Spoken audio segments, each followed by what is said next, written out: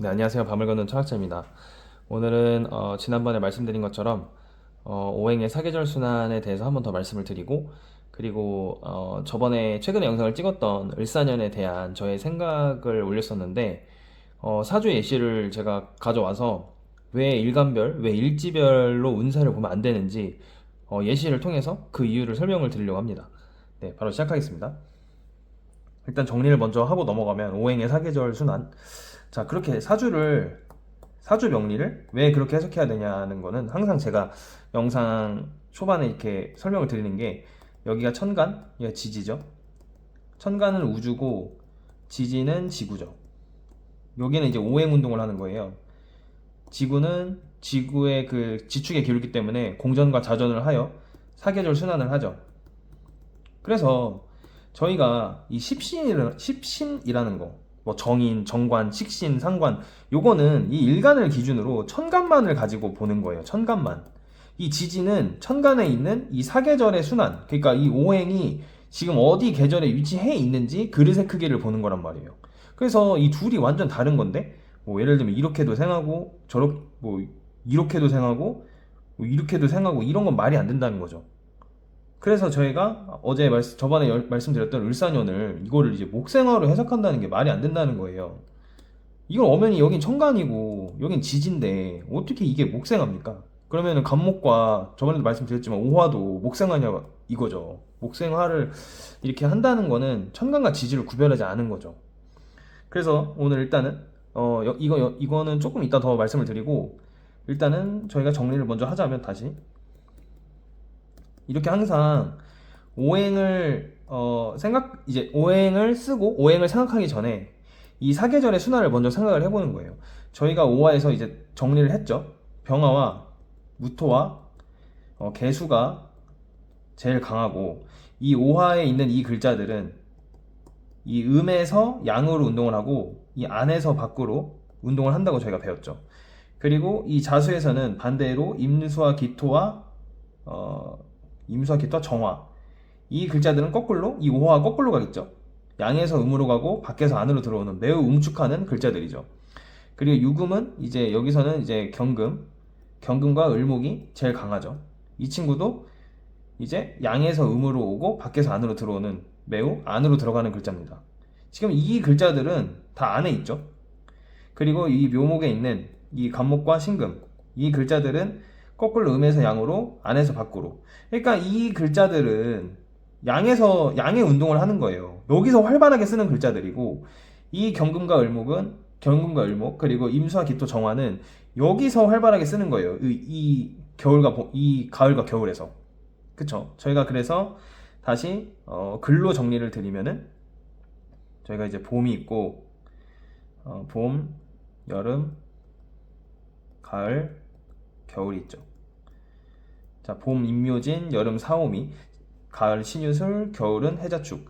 봄에서는 간목과 신금, 글씨가 너무 이상한데요. 간목과 신금. 그리고 여름에서는 이 병화와 무토, 자꾸 글씨가 그리고 개수.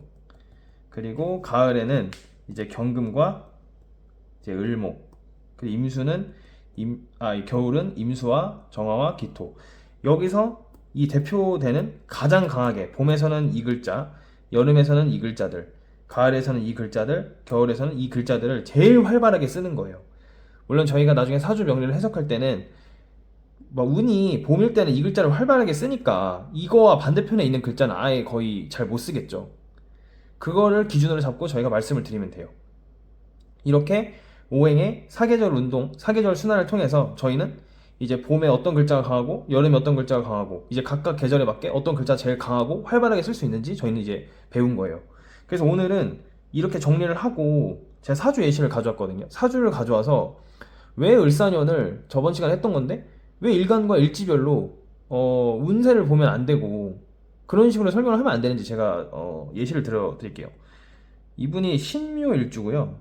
그리고 기축월에 태어나셨어요. 시간은 비워놓을게요. 그리고 이분이 잠시만요.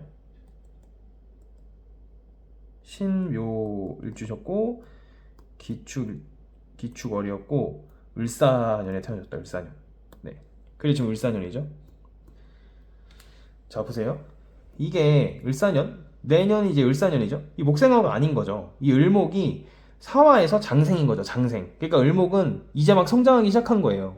이제 갓난아기로 태어나서 막 기어다니기 시작해서 이제 이 아이를 돌볼 보호자와 부모님 그리고 무언가를 시작하는 그런 단계인 거예요. 그 필요하고 그런 보호자가 필요한 단계고. 자, 이런 사주가 있는데 이런 운이 왔다. 내년에 을사년에 이 사주가 어떠냐라고 물어본다면 솔직히 알 수는 없습니다. 왜냐면 이분이 어떤 거를 질문하느냐에 따라서 저희가 그거에 포커스를 맞춰서 대답을 해드려야 돼요. 근데 저는 이제 예시를 들기 위해서 전체적으로 그냥 할 수 있는 해석을 다 해볼게요. 자, 일단은 자, 보세요. 만약에 이 신금과 신묘일주만 가지고 이걸 해석하면은 자, 저희 나라에 일단 신금일주가 얼마나 많습니까? 신금일간만 엄청 많아요. 그리고 신묘일주도 지금 제 주변에 제 친구들만 벌써 4명이에요. 신묘일주가. 그러면은 그 사람들은 내년 운세가 다 똑같습니까? 물론 다르다고 말씀을 하겠죠. 일간과 이걸 가지고. 근데 그래서 그렇게 하면 안 된다는 게 근데 설명을 어쨌든 그렇게 하잖아요. 내년에 뭐 신금일간의 운세, 임수일간의 운세 이렇게 말씀을 하시잖아요. 그러면은 다 같냐는 거죠. 그게. 자, 이렇게 사주 이렇게 가져왔어요. 이분의 명식을. 자, 보시면은 자, 사옴이라는 자, 지금 저희가 이제 내년 을사, 내후년 병호, 그 다음 해 이제 정미.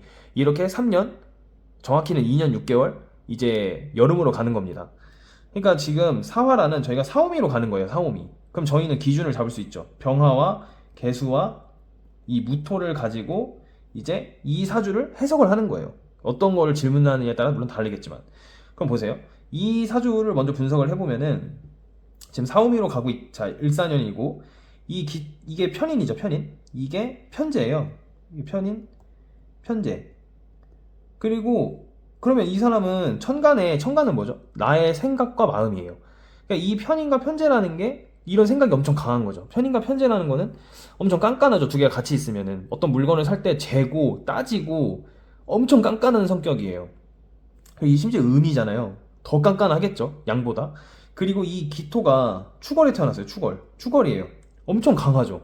편인격인 거예요.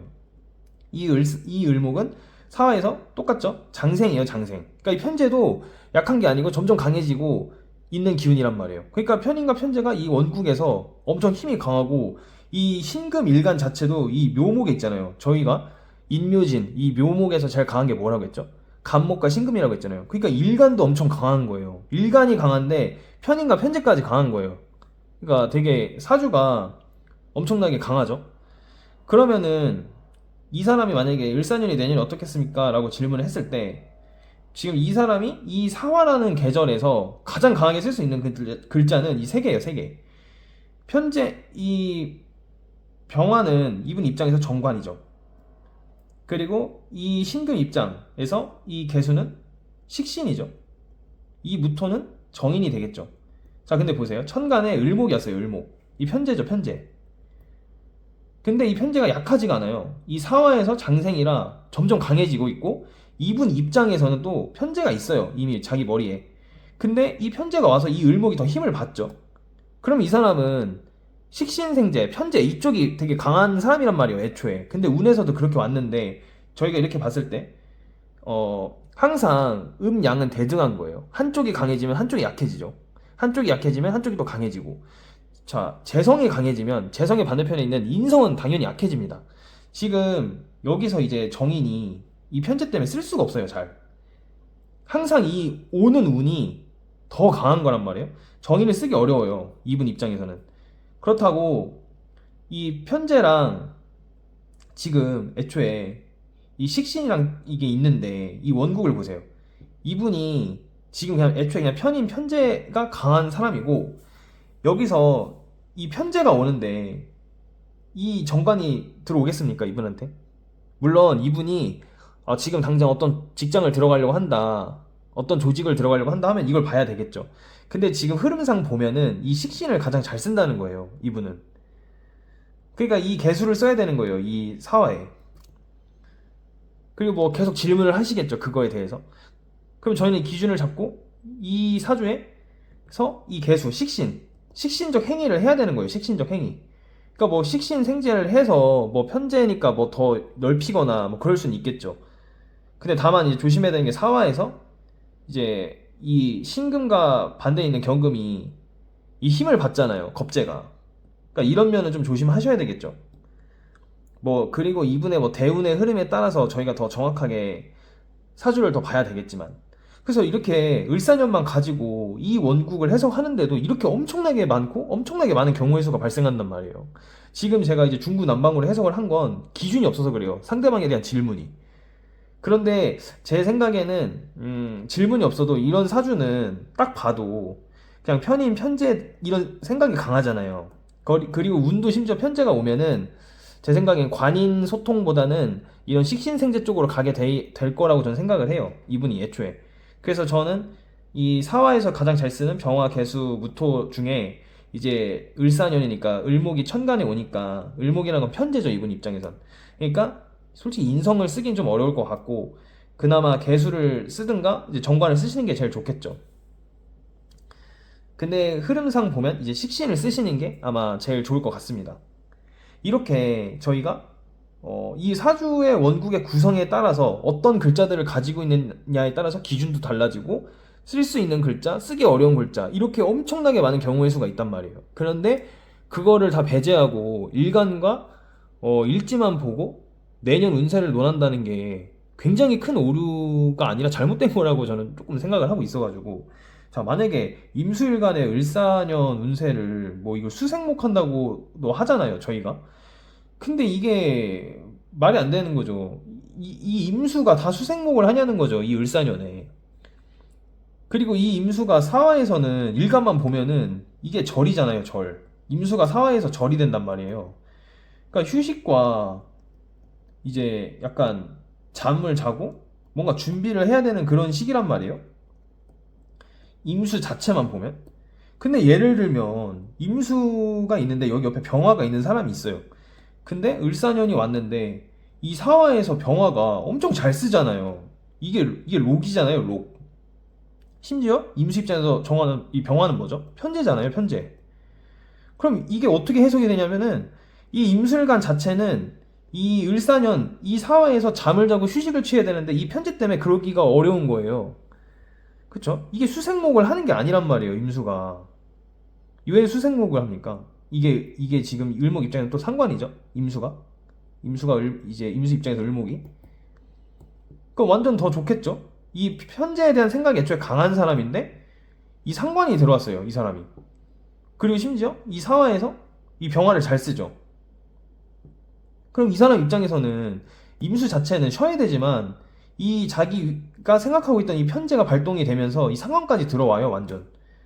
그런데 이제 이런 걸 다 보지 않고 이 일감만 가지고 수생목을 한다. 이게 좀 그렇다는 거죠. 그러니까 예를 들면은 저희가 또 을사년 전이 이제 현재 갑진년이었잖아요. 그리고 이민년이었죠. 저희가 또 이제 그 전이. 그리고 지금 이제 을사년이 온 거란 말이에요. 임수가 이렇게 있으면은 자 일간만 놓고 보면 이런 문제가 발생하는 거예요. 자 이거 보면은 인묘진으로 간 거예요. 이렇게 참 여기 계묘가 빠졌네요. 계묘가 잠시만요. 갑진, 계묘, 그리고 이민,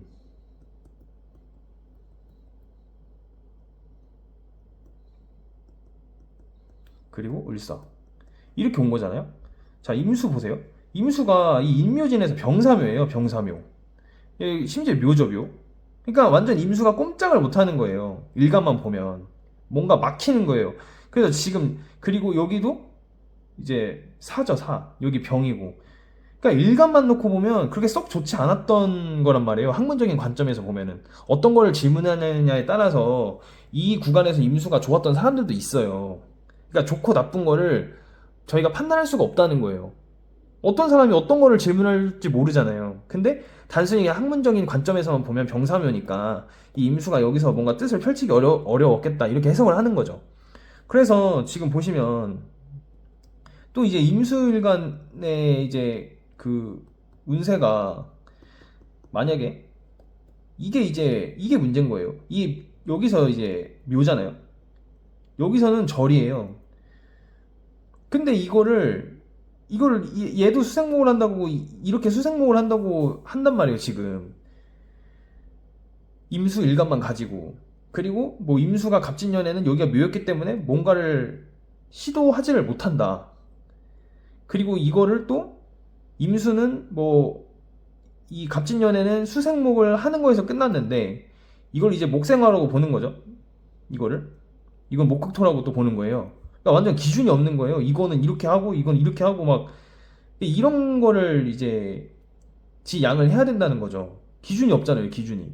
분명히 천간만 가지고 생각 제어를 하는 거고 십시인은 일간만을 가지고 일간을 기준으로 가지고 천간만을 가지고 하는 건데, 그쵸?